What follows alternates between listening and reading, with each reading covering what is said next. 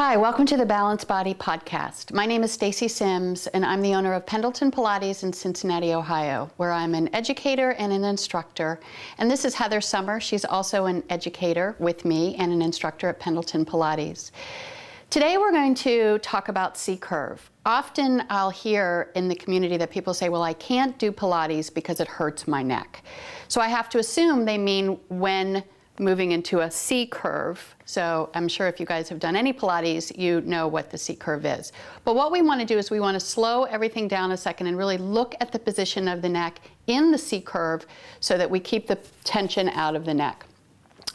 For starters, the concept really is that in a C-curve, what you're really doing is flexing in the thoracic spine, not in the cervical spine, not in the neck. So what I'm going to do is I'm going to work with Heather, and we'll be able to study her alignment more closely so we can help you keep the tension out of your neck in C-curve.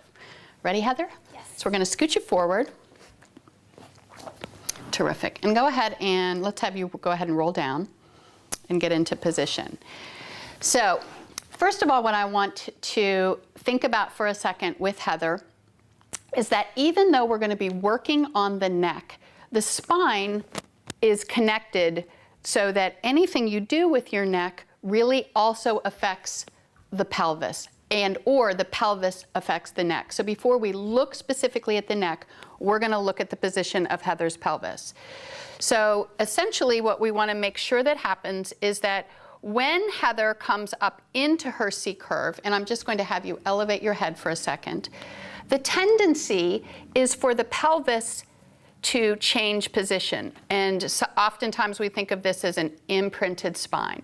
If the spine is imprinted, what tends to happen is that the body wants to come up higher and the neck gets into a difficult position.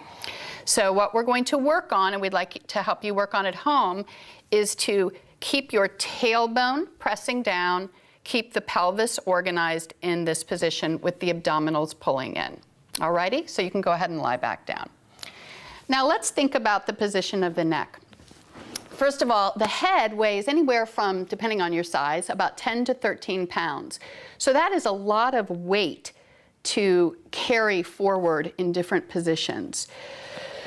Oftentimes what happens is that the body is really tense. We spend a lot of time at our computer, a lot of time with our ears almost up, our ears and shoulders really tight, and all those muscles are constricted. So go ahead, and what we're going to have Heather do is basically demonstrate what happens when the neck is too tense. So go ahead and kind of crunch everything up there for a second.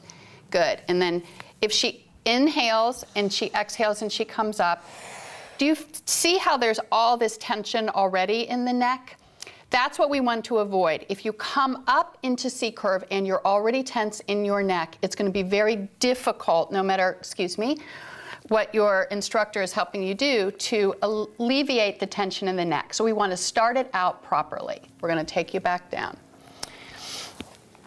I'm going to go ahead and put this towel underneath Heather, and we're going to help her get into better position with her neck. There you go. So you can just use any towel that you have at home. You want to position it so that if you reach back, you can easily grab onto the towel. You're going to put the tailbone down, stabilize the pelvis. Heather's going to take an inhale and an exhale. She's going to keep her head heavy, and she's just going to lift up. So do you see how the towel is cradling her neck? If you can see, there really isn't, I'm going to give you a little opening here, there really shouldn't be any tension in the neck. And really what's happening is the rib cage is gathering together, and the deep abdominals right here at the upper part of the abdomen are working really hard. And if she lets the towel go, basically she should be able to move her head and neck around, so there should be no tension in the neck. The gaze is probably going to be at the knees or even a little lower. If she gazes to the ceiling, it's the 10 to 13 pound head is now giving way too much tension on the neck. So if she lowers her gaze, moves her head around, lifts the crown of the head to the ceiling, she's going to be in good shape. And then she's going to take an inhale, and she's going to exhale, and she's going to bring herself back down.